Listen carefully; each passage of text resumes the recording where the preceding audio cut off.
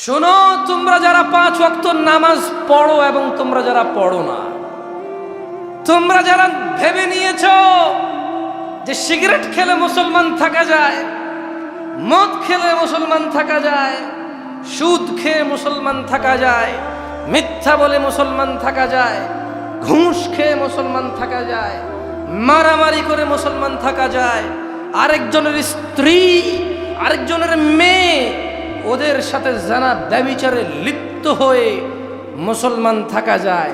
তোমরা জেনে রাখো, নামাজ না পড়ে মুসলমান থাকা যায় না। তোমরা জেনে রাখো, নামাজ না পড়ে মুসলমান থাকা যায় না। ভাগ্য আমাদের অনেক ভালো যে আমাদের আলেম ওলামারা এখনো তোমাদের পরোয়া করে, আমাদের বক্তারা এখনো তোমাদেরকে ভালোবেসে নরম সুরে বুঝায়। তোমাদের ভাগ্য অনেক ভালো, তাই তোমরা এখনো নিজেকে মুসলিম মনে করো। তবে আমি একটু ভিন্ন লোক, আমি তাই বলবো একজন বেনামাজিকে যা মুস্তাফা সাল্লাল্লাহু আলাইহি সাল্লাম বলেছে। যদি জামশেদ মজুমদার কিছু বলে সেটা তোমরা বাদ দাও, ফেলে দাও। যদি মুহাম্মদ সাল্লাল্লাহু আলাইহি সাল্লাম বলে মেনে নিবে তো? মুহাম্মদ সাল্লাল্লাহু আলাইহি সাল্লাম বললে মেনে নিবে? আসসালামু আলাইকুম ওয়া রাহমাতুল্লাহি ওয়া বারাকাতুহু। আলহামদুলিল্লাহ, ইন্নাল হামদালিল্লাহি নাহমাদুহু ওয়া নাস্তাঈনুহু ওয়া নাস্তাহদিহি ওয়া নাউযু বিল্লাহি মিন শুরুরি আনফুসিনা ওয়া মিন সাইয়্যাতি আমালিনা। من يهده الله فلا مضل له ومن يضلل فلا هادي له وأشهد أن لا إله إلا الله وحده لا شريك له وأشهد أن محمدا عبده ورسوله فإن أصدق الحديث كتاب الله وخير الهدي هدي محمد صلى الله عليه وسلم وشر الأمور محدثتها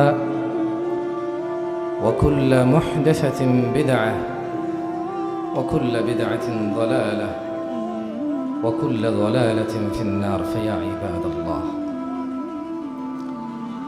قال الله جل وعلا: فأعوذ بالله من الشيطان الرجيم: يا أيها الذين آمنوا اتقوا الله حق تقاته ولا تموتن إلا وأنتم مسلمون.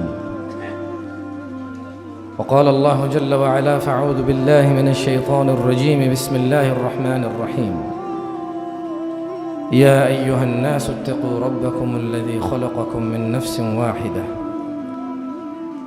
وخلق منها زوجها وبث منهما رجالا كثيرا ونساء واتقوا الله الذي تساءلون به والأرحام إن الله كان عليكم رقيبا. وقال الله جل وعلا: فأعوذ بالله من الشيطان الرجيم بسم الله الرحمن الرحيم. يا أيها الذين آمنوا اتقوا الله وقولوا قولا سديدا يصلح لكم أعمالكم ويغفر لكم ذنوبكم ومن يطع الله ورسوله فقد فاز فوزا عظيما. প্রশংসা আল্লাহ তাআলার, যিনি মানুষকে সৃষ্টি করে দুটি পথ দেখিয়েছে, একটি মুক্তির ও একটি আযাব ও গজবের। যিনি মানুষকে সৃষ্টি করে এভাবেই ছেড়ে দেয়নি। মানুষের জন্য স্নেহময়ী মা, বটবৃক্ষের মতো ছায়াদাতা পিতা, আত্মীয় স্বজন ও পৃথিবীতে বেঁচে থাকার নানা সহজ উপকরণ দিয়ে এই পৃথিবীতে প্রেরণ করেছে। আমরা সবাই বলি আলহামদুলিল্লাহ। অসংখ্য দুরূদ ও সালাম নাজিল হন মুস্তাফা সাল্লাল্লাহু আলাইহি ওয়াসাল্লামের উপর, যিনি উম্মতে মুহাম্মদকে প্রত্যেক ওই বিষয়ে নির্দেশ দিয়ে গেছেন যা উম্মতে মুহাম্মদকে জান্নাতমুখী করে। যিনি এই পৃথিবীর মানুষকে প্রত্যেক ওই বিষয়ে সতর্কের নির্দেশ দিয়েছেন যা মানুষকে জাহান্নামমুখী করে। অসংখ্য দুরূদ ও সালাম নাজিল হন ওই মুস্তাফা সাল্লাল্লাহু আলাইহি ওয়াসাল্লামের উপর, যার উম্মত হিসেবে আমরা একত্রিত হয়েছি এই মাঠে।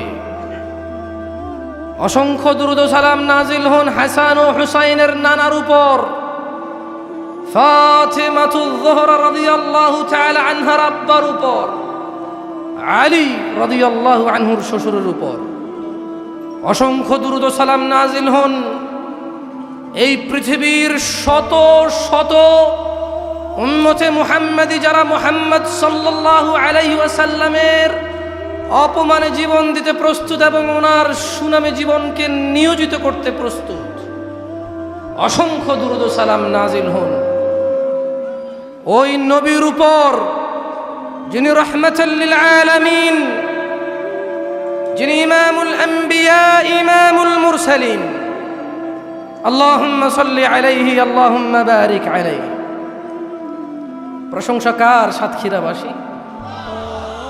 কে যিনি আসমান থেকে বৃষ্টি দিয়ে পৃথিবীর জমিনকে উর্বর করে ফসল ফলানোর মতো উপযোগী করে?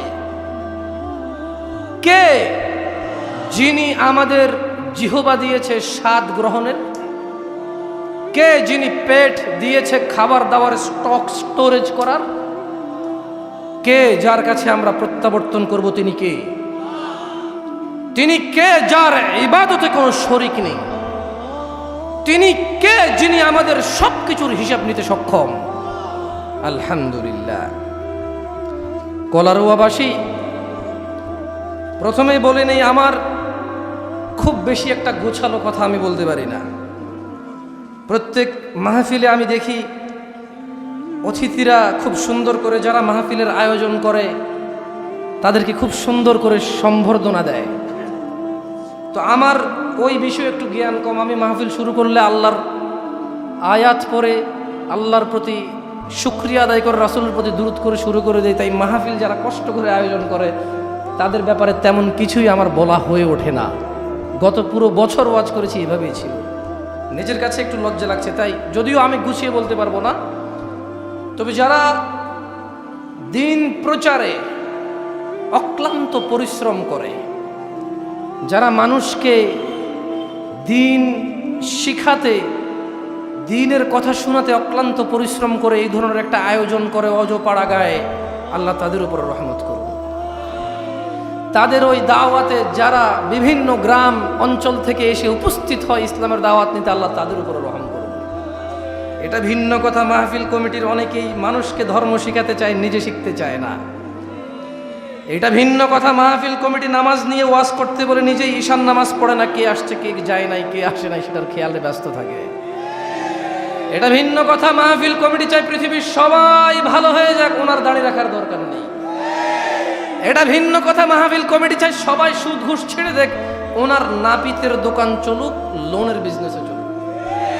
এটা ভিন্ন কথা, মাহফিলের প্রধান অতিথি প্রধান বক্তাকে নিয়ে আসবে পৃথিবীর সবচেয়ে পরিচিত মানুষকে, এই আশায় মাহফিল করে। এটা ভিন্ন কথা, মাহফিল কমিটি কিছু কিছু, সব না, আমি জানি না কে এরকম, তবে এরকম হতেও পারে। আমার কয়েক জায়গায় গিয়ে ফিল হয়েছে, অনুভব হয়েছে যে মাহফিল কমিটি মনে হয় অধিকাংশ যারা আছে কমিটিতে অধিকাংশই বেনামাজি। আফসোস, আফসোস, মানুষ সুদ ঘুষ গালিগালাজ জানা ব্যভিচার নেশাকে যতটা নোংরা মনে করেছে, নামাজ ত্যাগকে এর চেয়ে অনেক অনেক নরমাল ব্যাপার মনে করে নিয়েছে।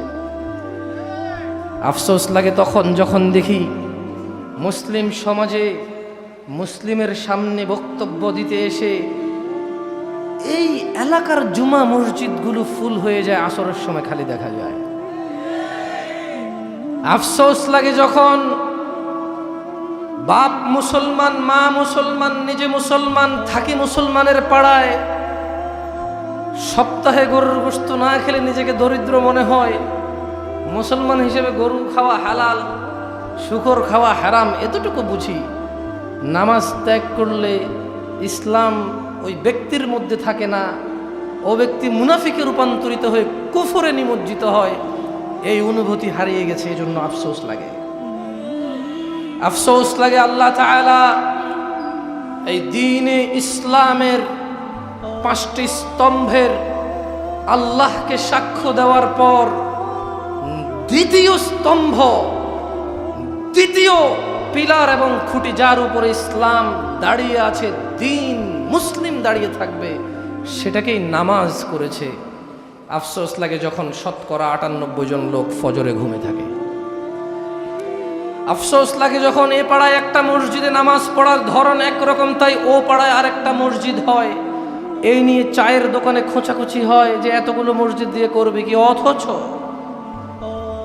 10 বছরে যাদের উপরে সলাৎ ফরজ হয়ে যায়, তাদের সবাই যদি মসজিদে আসতো, এরকম আরো 3টা মসজিদ তর্ক ছাড়া আপোষেই করা লাগতো, অথবা এই মসজিদটা 5 তলায় রূপান্তরিত করতে হতো। আফসোস লাগে মানুষ ওয়াজ শুনে নিজেকে মুসলিম মনে করে, ওয়াজ করে নিজেকে মুসলিম মনে করে, নামাজ পড়ে নিজেকে মুসলিম মনে করতে হবে। বেশিরভাগ মানুষের অনুভূতি নষ্ট হয়ে গেছে। আমি নিজেকে বাদ দিচ্ছি না, এই কাতার থেকে আমি নিজেকে বাদ দিচ্ছি না, আমার পরিবারকে বাদ দিচ্ছি না, আমার পাড়া প্রতিবেশী আত্মীয় স্বজনকে বাদ দিচ্ছি না। আমি বলতে চাই না যে চিটাগংয়ে আমার পাড়া আমার ঘর অনেক নামাজি, কলারুয়া এসেছি সব বেনামাজি, আমি এরকম বলতে চাই না। আমার কথা এভাবে নেবেন না কলারুয়াবাসী। আমি বলতে চাই, আমি সাতক্ষীরা কলারুয়াতে প্রথম এসেছি। বেনামাজির যে পরিসংখ্যান আমি আপনাকে বলছি, তা আমি আমার ঘর আর আমার গ্রামের থেকে বলছি। আর হ্যাঁ, আমি মনে করি বাংলাদেশের সব জায়গায় এরকম। আমি ভুল হয়ে থাকলে আল্লাহ আমাকে ক্ষমা করুন। আপনারা নামাজি মানুষ, আল্লাহ আপনাদেরকে কবুল করুন। শুনে রাখো কলারুয়ার মানুষ, যার কাছে আমাদের প্রত্যাবর্তন, যিনি আমাদের প্রত্যেকটা সেকেন্ডের হিসেব নিতে সক্ষম এবং তিনি নিবেন, আল্লাহ আমাদেরকে ক্ষমা করুন, আশ্রয় দিন। তিনি বলছেন, কুল লিইবাদিয়া আল্লাযীনা আমানু ইউকিমুস সালাতা ওয়া ইউনফিকু মিম্মা রাযাকনাহুম সিররান ওয়া আলানিয়াহ মিন ক্বাবলি আন ইয়াতিয়া ইয়াওমুন লা বাইউন ফীহি ওয়ালা খিলাল। ও মুহাম্মদ সাল্লাল্লাহু আলাইহি ওয়াসাল্লাম, কারা কারা আমরা উম্মতে মুহাম্মদ? উম্মতে মুহাম্মদি কারা? আমরা উম্মতে মুহাম্মদি, আমরা সবাই কি উম্মতে মুহাম্মদি? আমরা সবাই কি উম্মতে মুহাম্মদি? তাহলে শুনে রাখো, উম্মতে মুহাম্মদি সাল্লাল্লাহু আলাইহি ওয়াসাল্লাম তোমাদের প্রতিপালক, আমাদের প্রতিপালক, আরশে আযীমের মালিক, বিচার দিবসের মালিক, অন্তর্যামী, মানুষের রাজ্জাক, মানুষের নিরাপত্তা দানকারী। তিনি ওনার হাবিব সাল্লাল্লাহু আলাইহি ওয়াসাল্লামকে বলছেন, কুল, ও উম্মতে মুহাম্মদ, জেনে রাখো তোমাদের রব, তোমাদের প্রিয় মুস্তাফা সাল্লাল্লাহু আলাইহি ওয়াসাল্লামকে বলছেন, কুল, বলে দিন, লিইবাদিয়াল্লাযীনা আমানু, বলে দিন আমার বান্দাদের মধ্যে যারা ঈমান এনেছে, ইউকিমুস সালাতা ওয়া ইউনফিকু মিম্মা রাযাকনাহুম সিররান ওয়া আলানিয়াহ, এদেরকে বলে দিন যারা ঈমান নিয়ে এসেছে সালাত কায়েম করতে বলে দিন, এবং আমি রব তাদেরকে যে রিজিক দিয়েছি সেখান থেকে ব্যয় করতে বলুন, গোপনে ও প্রকাশ্যে। আল্লাহ তাআলা ওনার মুহাম্মদ হাবিব সাল্লাল্লাহু আলাইহি সাল্লামকে বলছেন, এদেরকে বলে দিন, যদি ঈমান আরো সত্য দাবি করো তাহলে সালাত প্রতিষ্ঠিত করো, নামাজ কায়েম করো এবং দান করো প্রকাশ্যে, যেটা মানুষের চোখে আসে, তবে মানুষ দেখিয়ে নয়।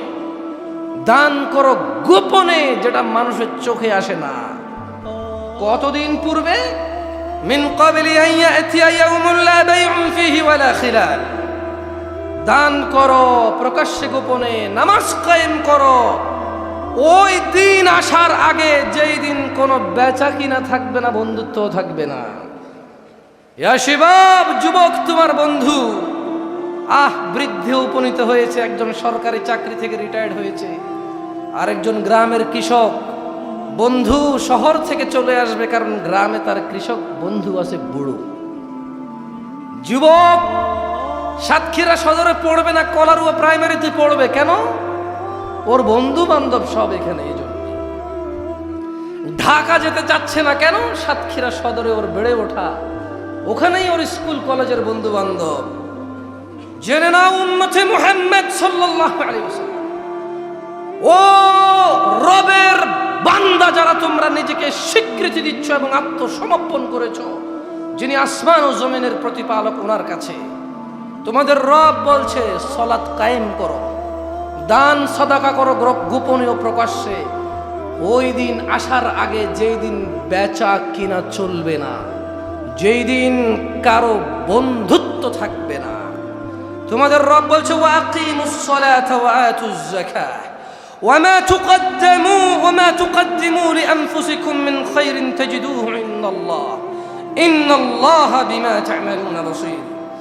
আর তোমরা সালাত প্রতিষ্ঠা করো ও যাকাত প্রদান করো, আর তোমরা সালাত প্রতিষ্ঠা করো ও যাকাত দাও, এবং তোমরা উত্তম কাজের যা কিছু নিজেদের জন্য পেশ করবে আল্লাহর কাছে তা তোমরা পাবে। তোমরা কি আল্লাহর কাছে ভালো কিছু পেতে চাও না? আপনারা আল্লাহর কাছে ভালো কিছু পেতে চান? তা ভালো কিছুর মধ্যে আল্লাহ এখানে দুটো জিনিস উল্লেখ করলেন। এক, সালাত কায়েম করতে, মানে 5 ওয়াক্ত নামাজ পড়তে বললেন, এটা ভালো, যেটা আল্লাহর কাছে পাওয়া যাবে। 2, যিনি স্বার্থ সমর্থ রাখে, অর্থবিত্ত আছে, তিনি বছর শেষে ওনার কি কি সম্পদ রয়েছে যেটা জাকাতের আওতায় এসেছে সেটা উনি জাকাত প্রদান করে দেবে। আল্লাহ তাআলা বলছেন যে খায়রুন তাজিদুহু ইনদাল্লাহ, আল্লাহর কাছে তোমরা তোমাদের এই ভালোগুলো পাবা।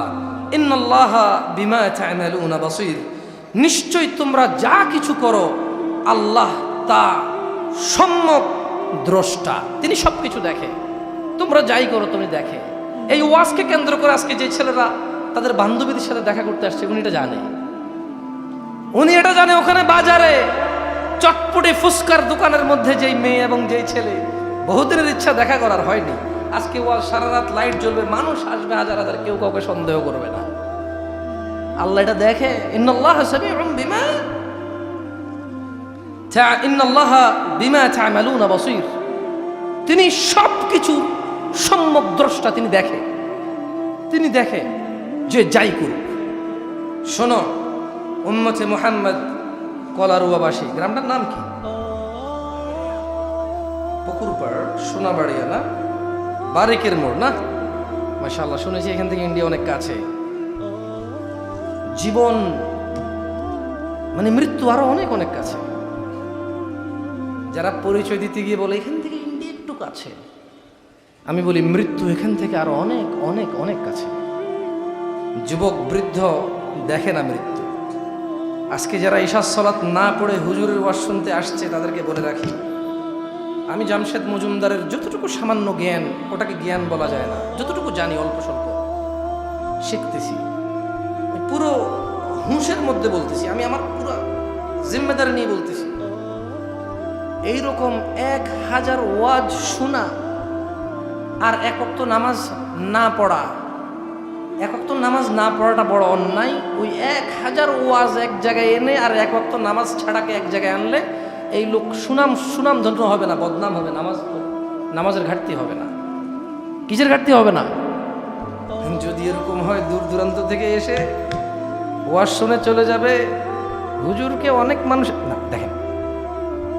যদি ব্যাপারটা ওয়াজ শোনাতে সীমাবদ্ধ হয় তাহলে ওয়াজ করার দরকার নেই। যদি ব্যাপারটা এরকম হয় যে ওয়াজ শুনে শিখবো, তাহলে দরকার আছে। যদি এমন হয় যে ভাইয়ের আরো 3টা-4টা ওয়াজ শুনছি, এখনো নামাজ পড়ি না, এটা গিয়ে শুনবো, দেখা হতে পারে ওনার সাথে, তার দরকার নাই। যদি ব্যাপারটা এমন হয় যে বক্তব্য শুনে নিজের হৃদয় উজ্জীবিত হয়েছে, সলাতে মনোযোগ বেড়েছে, তাহলে আল্লাহ যারা এই উদ্দেশ্যে এখানে এসেছে আল্লাহ তাদেরকে পরিপূর্ণ উদ্দেশ্যে হাসিলের তৌফিক দান করবে। শোনো, তোমরা যারা 5 ওয়াক্ত নামাজ পড়ো এবং তোমরা যারা পড়ো না, তোমরা যারা ভেবে নিয়েছো যে সিগারেট খেলে মুসলমান থাকা যায়, মদ খেলে মুসলমান থাকা যায়, সুদ খেয়ে মুসলমান থাকা যায়, মিথ্যা বলে মুসলমান থাকা যায়, ঘুষ খেয়ে মুসলমান থাকা যায়, মারামারি করে মুসলমান থাকা যায়, আরেকজনের স্ত্রী আরেকজনের মেয়ে ওদের সাথে জানা ব্যভিচারে লিপ্ত হয়ে মুসলমান থাকা যায়, তোমরা জেনে রাখো, নামাজ না পড়ে মুসলমান থাকা যায় না। তোমরা জেনে রাখো, নামাজ না পড়ে মুসলমান থাকা যায় না। ভাগ্য আমাদের অনেক ভালো যে আমাদের আলেম ওলামারা এখনো তোমাদের পরোয়া করে, আমাদের বক্তারা এখনো তোমাদেরকে ভালোবেসে নরম সুরে বুঝায়। তোমাদের ভাগ্য অনেক ভালো, তাই তোমরা এখনো নিজেকে মুসলিম মনে করো। তবে আমি একটু ভিন্ন লোক, আমি তাই বলবো একজন বেনামাজিকে যা মুস্তাফা সাল্লাল্লাহু আলাইহি সাল্লাম বলেছে। যদি জামশেদ মজুমদার কিছু বলে সেটা তোমরা বাদ দাও, ফেলে দাও। যদি মুহাম্মদ সাল্লাল্লাহু আলাইহি সাল্লাম বলে মেনে নিবে তো? মুহাম্মদ সাল্লাল্লাহু আলাইহি সাল্লাম বললে মেনে নিবে? পর্দার আড়ালের মা বোনদেরকেও দৃষ্টি আকর্ষণ করে বলবো, আন মুআয বিন জাবাল রাদিয়াল্লাহু আনহু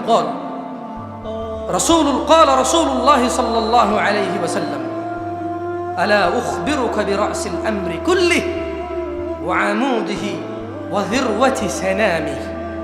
মুআয বিন জাবাল রাদিয়াল্লাহু আনহু থেকে বর্ণিত, তিনি বলেন আল্লাহর নবী সাল্লাল্লাহু আলাইহি ওয়াসাল্লাম বলেছে, আমি কি সমস্ত কাজের মূল স্তম্ভ ও সর্বোচ্চ শিখর সম্পর্কে তোমাদেরকে জানাবো না? কি আপনারা জানতে চান? এ হজ, যাকাত, ঈমান, আমাল, দান, সাদাকা, ভালো ব্যবহার, ঠিক টাইমে ঘুমানো, ঠিক টাইমে ওঠা, আদব, আখলাক, মসজিদ বানানো, মাদ্রাসা বানানো, ওয়াজে আসা, ওয়াজ শোনা, মানুষকে দিনের দাওয়াত দেওয়া, এ সকল কাজের স্তম্ভ, মূল, সর্বোচ্চ শিখর জানতে চান এটা কি? তিনি সাল্লাল্লাহু আলাইহি সাল্লাম বলছেন, সাহাবারা বলছেন, কুলতু, মুআয ইবনে জাবাল রাদিয়াল্লাহু আনহু বললেন, বালা ইয়া রাসূলুল্লাহ সাল্লাল্লাহু আলাইহি ওয়াসাল্লাম, জি হে আল্লাহর রাসূল সাল্লাল্লাহু আলাইহি ওয়াসাল্লাম, আপনি আমাকে জানান সমস্ত কাজের মূল স্তম্ভ শিখর কি, আপনি আমাকে জানান। قال, আল্লাহর নবী সাল্লাল্লাহু আলাইহি সাল্লাম বললেন, রাসুল আমরিল ইসলাম ওয়া আমুদুহুস সালাহ ওয়া যিরওয়াতু সানামিহিল জিহাদ। তিনি বললেন সকল কাজের মূল হলো ইসলাম। একজন মানুষ যত কিছু করবে এটার মূলে কি থাকতে হবে? সকল কাজের মূল কি? ওয়া আমুদুহুস সালাহ, এ ইসলামের। তাহলে সকল কাজের মূল কি? ইসলাম। সকল কাজের মূল কি? মুরব্বীরা বুঝতেছেন? মানে আপনি যত নেকি করবেন, এই পৃথিবীতে যত খাত আছে নেকি, এই সব কিছুর মূল কি? ইসলাম। মানে মুসলমান হওয়া মানে কি? এবার আল্লাহ নবী সাল্লাল্লাহু আলাইহি ওয়াসাল্লাম বলছেন যে এটা হলো ধরেন সকল কাজের মূল ইসলাম। ওকে, এখন এই জিনিসটাকে যদি এইভাবে রাখতে হয়, আমার হাতটা আছে কিনা, তাহলে এটা খুঁটি হিসাবে আছে কিনা? আচ্ছা, এই মাইক্রোফোনগুলো থাকার জন্য এটা খুঁটি কিনা? এখানে কয়টা মাইক্রোফোন? 1 2 3 4 5 6 7 8 9, এটা সহকারে 10টা। এখানে 10টা মাইক্রোফোন। কয়টা মাইক্রোফোন? এই 10টা মাইক্রোফোন একটা খুঁটির মধ্যে লাগানো আছে। তাহলে 10টা মাইক্রোফোন কয়টা খুঁটিতে লাগানো আছে? আল্লাহ নবী সাল্লাল্লাহু আলাইহি ওয়াসাল্লাম বলেছেন যে সকল কাজের মূল হচ্ছে ইসলাম। ও আমুদুহুস সালাহ, এই ইসলামের স্তম্ভ যেটার মধ্যে ইসলাম থাকে এটা হচ্ছে কি? নামাজ। তাহলে আপনি বুঝতেছেন, যার নামাজ নাই তার ইসলামের স্তম্ভই নাই। যার যাকাত ফরজ নাই তার ইসলামের কি নাই? স্তম্ভ নেই। যার হজ ফরজ কিন্তু করে না তার কি নেই? স্তম্ভ নেই। যার রোজা, রমাদান মাসের রোজা ফরজ কিন্তু এমনি এমনি রাখলো না, পেটে খিদা লেগে যাবে, শরীর নষ্ট হয়ে যাবে, মায়ের আদরের সন্তান, এলাকার বড় ব্যবসায়ী, উনি খিদার জ্বালা সহ্য করতে পারে না। যার রমাদান মাসে সওম নাই তার কি নাই? স্তম্ভ নেই। তার কি নাই? যাই হোক, মুআয ইবনে জাবাল রাদিয়াল্লাহু আনহু যেভাবে বলছে সেভাবেই বলি। তিনি বলছেন ওয়া আমুদুহুস সালাহ, সকল কাজের মূল হচ্ছে ইসলাম, আর এই ইসলামের খুঁটি হচ্ছে নামাজ। ওয়া যিরওয়াতু সানামিহিল জিহাদ, এবং এই ইসলামের সর্বোচ্চ শিখর হচ্ছে আল্লাহর রাস্তায় জিহাদ করা। সুবহানাল্লাহ।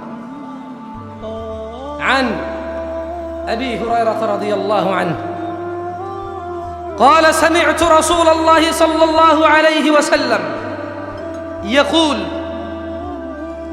আবু হুরায়রা রাদিয়াল্লাহু আনহু থেকে বর্ণিত তিনি বলেন রাসূল সাল্লাল্লাহু আলাইহি ওয়াসাল্লাম বলেন রাসূল সাল্লাল্লাহু আলাইহি ওয়াসাল্লাম থেকে তিনি বলতে শুনেছেন ইন্না আউওয়ালা মা ইউহাসাবু বিহিল আবদু ইয়াউমাল কিয়ামাতি মিন আমালিহিস সালাহ নিশ্চয় কিয়ামতের দিনে বান্দার সব কাজের হিসেবের মধ্যে সবার আগে হিসেব নেওয়া হবে কিসের? মাশাআল্লাহ, আপনারা সবাই জানেন এটা? ফজরে সবাইকে দেখতে পাবো তো ইনশাআল্লাহ? না, আমি পাবো না ইনশাআল্লাহ, আমি চলে যাব। ইমাম আর মুয়াজ্জিন দেখতে পেলে আল্লাহ দেখতে পেলে হলো। বুঝে শুনে জবাব দিতে হবে, কেমন? আমরা কিন্তু এখানে ওই যে মারহাবা কেল্লা বাবা বলতে আসি না, তাহলে বুঝে শুনে জবাব দিতে হবে, কেমন? ঠিক আছে না? মানে বক্তা কিছু বললেই ওর সাথে সাড়া দিতে হবে না, আগে বুঝতে হবে, তারপরে হ্যাঁ অথবা না বলতে হবে। মানে আপনি আমার দাওয়াত দিয়ে নিয়ে আসছেন, যা খুশি বলবো, আপনি হ্যাঁ হ্যাঁ মিলাবেন, না না মিলাবেন, এইটা বাড়াবাড়ি। এটা কি? এখানে যেই থাকুক, এই স্টেজে যেই থাকুক, সে নিজ যোগ্যতায় আসে না। আল্লাহর কথা বলে, আল্লাহর দিনের কথা বলে, মানুষকে ডাকে, আল্লাহর কথা বলবে আনে, আল্লাহ তাকে নিয়ে আসে। তাই সে যদি এমন কিছু বলে যেটা আল্লাহর বিরোধী হয়, রাসূল সাল্লাল্লাহু আলাইহি ওয়াসাল্লামের বিরোধী হয়, ওর হার সাথে হা মেলানো যাবে না। ঠিক কিনা? দেখছেন আপনারা আমার হা করে দিয়েছেন। এই ট্রেন্ড বাদ দিতে হবে, কেমন? প্রথম কথা হলো রাতের 12টা পর্যন্ত ওয়াজ করা বাদ দিতে হবে।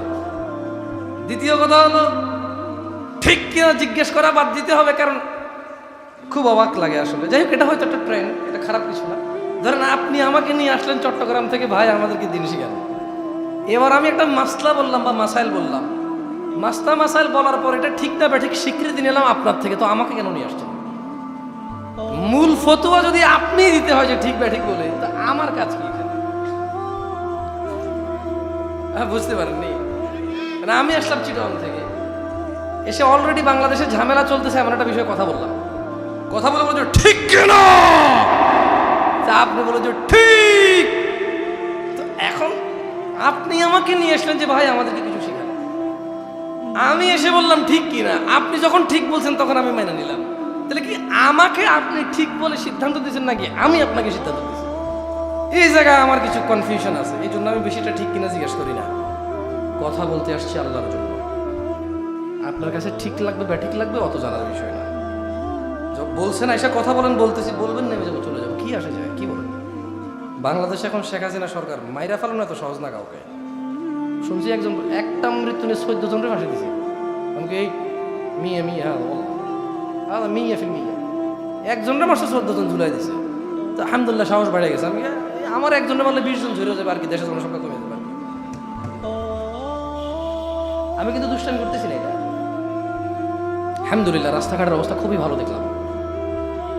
এই যে কি বলো এটাকে, যাত্রাবাড়ি পার হওয়ার পর থেকে একবার এখান পর্যন্ত আস্তে আস্তে খুবই ভালো, মাশাআল্লাহ, একদম অসাধারণ রাস্তা। যারা কাজকর্ম করেছে আল্লাহ তাদেরকে বরকত দিন, এবং জনগণের সম্পদ রক্ষা করার জন্য আল্লাহ সবাইকে তৌফিক দান করুন। যারা এই কাজকর্ম থেকে নিজেদের স্বার্থ উদ্ধারের জন্য জনগণের সম্পদ নিয়ে গ্রাস করবে, আল্লাহ তাদেরকে হিদায়াত দিন। আর যারা পরিপূর্ণভাবে মানুষের সেবার জন্য কাজ করবে, আল্লাহ তাদেরকে আরো বরকত দিন। তো তাহলে এখানে যে কথা বলতে আসছি, আপনার ঠিক লাগলেও ঠিক, না লাগলেও ঠিক, আপনার ব্যাঠিক লাগলেও কিছু করার নাই। বলছেন ভাই আসেন কথা বলেন, আসছি, বলবেন যে ভাই কথা বলা লাগবে না, নেমে চলো, কি আসলে আমার কি বলেন? আউযু বিল্লাহি মিনাশ শাইতানির রাজীম। তাহলে عن أبي هريرة رضي الله عنه قال আবু হুরায়রা রাদিয়াল্লাহু আনহু থেকে বর্ণিত, তিনি বলেন সামি'তু রাসূলুল্লাহ সাল্লাল্লাহু আলাইহি ওয়াসাল্লাম, আল্লাহ নবী সাল্লাল্লাহু আলাইহি ওয়াসাল্লামকে বলতে শুনেছি, তিনি বলেন ইন্না আউওয়ালা মা ইউহাসাবু বিহিল আবদু ইয়াউমাল কিয়ামাতি মিন আমালিহিস সালাহ, নিশ্চয়ই বান্দার কিয়ামতে বিচারের মাঠে সবচাইতে প্রথমে হিসাব নেওয়া হবে নামাজের। ফাইন সালুহাত, ও ফজরের মুসল্লিরা, পর্দার আড়ালের মা ও বোনেরা, যারা তোমরা ফজরে জেগে যাও, যারা তোমরা শত রান্না বান্না বাদ দিয়ে জোহর আদায় করো, তোমরা যারা বিকেলের ক্লান্তি নিয়ে আসর আদায় করো, যারা তোমরা সন্ধ্যার টেলিভিশন দেখার সময় মাগরিব আদায় করো, যারা তোমরা ঈশার সারা দিনের অক্লান্ত পরিশ্রমের পর বিশ্রাম ঘুমের সময় বাদ দিয়ে তোমরা যারা ঈশা পড়ো, জেনে রাখো তোমাদের জন্য সুখবর। কলার ওয়ার্ক পুরুষরা যারা তোমরা 8টা বাজে ডিউটি আছে মনে করেও ফজরে জাগো, যারা তোমরা চাকরি নেওয়ার সময় চিন্তা করে নাও যে জোহর পড়তে সময় দিবে কিনা, যারা তোমরা দিন মজুর নিজে নিজে কাজ করো, জোহরের সময় মনে করে 1 ঘন্টা গেলে যাবে, কি আর ইনকাম হবে, আল্লাহ যা রিজিকে রেখেছে চলে আসবে, জোহরের নামাজে যারা তোমরা যাও, যারা তোমরা আসরের আড্ডায় মেতে না উঠে বাইতুল্লাহ মসজিদের দিকে যাও, জেনে রাখো তোমরা মাগরিব ও ঈশা আদায়কারীরা, তোমাদের জন্য সুখবর। তোমাদের পেয়ারে হাবিব মুস্তাফা সাল্লাল্লাহু আলাইহি সাল্লাম বলেছে, নিশ্চয়ই মানুষের প্রথম হিসাব হবে নামাজের। ফাইন সলুহাত ফাকাদ আফলাহা ওয়া আনজাহা, যদি নিয়মিতভাবে ঠিকমতো নামাজ আদায় করে যে সে নাজাত পাবে ও সফলকাম হবে। যে ব্যক্তি দিনে 17 রাকাত নামাজের পরোয়া করে, যেই ব্যক্তি দিনে 17 রাকাত নামাজ আদায় করে, আল্লাহর নবী বলছে ফাইন সলুহাত, যে 5 ওয়াক্ত নামাজকে ঠিকঠাক রাখে, দুনিয়া একদিকে, সিডর একদিকে, বন্যা একদিকে, রাজনৈতিক মিছিল মিটিং একদিকে, বাবা মায়ের মৃত্যু একদিকে, ছেলে সন্তানের মৃত্যু একদিকে, ছেলে সন্তান জন্ম হওয়া একদিকে, চাকরির ইন্টারভিউ একদিকে, বিদেশ যাওয়া একদিকে, বিমানের সময় একদিকে। ফাইন সলুহাত, যেই দিনে 5 বার 17 রাকাত নামাজের ঠিকঠাক বন্দোবস্ত করে, ফাকাদ আফলাহা ওয়া আনজাহা, সে সফল হবে, সে নাজাত পাবে। সুবহানাল্লাহ।